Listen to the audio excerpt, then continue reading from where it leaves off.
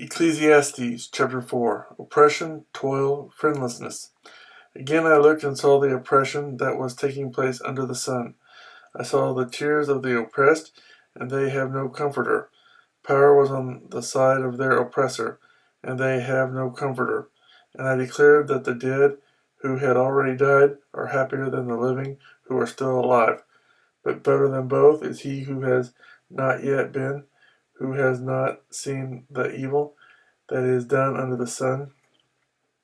And I saw that all labor and all achievement spring from man's envy of his neighbor.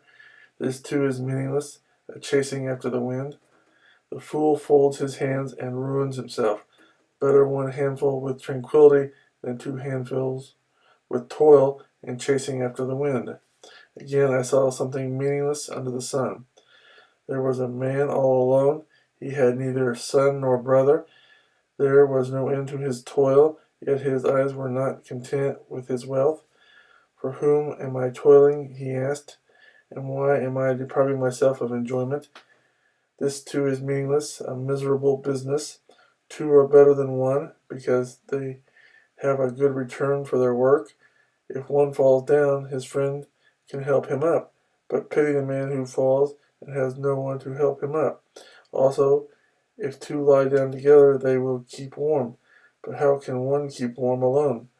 Though one may be overpowered, two can defend themselves. A cord of 3 strands is not quickly broken. Advancement is meaningless. Better a poor but wise youth than an old but foolish king who no longer knows how to take warning.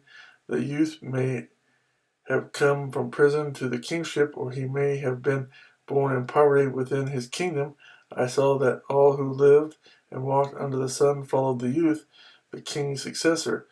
There was no end to all the people who were before them.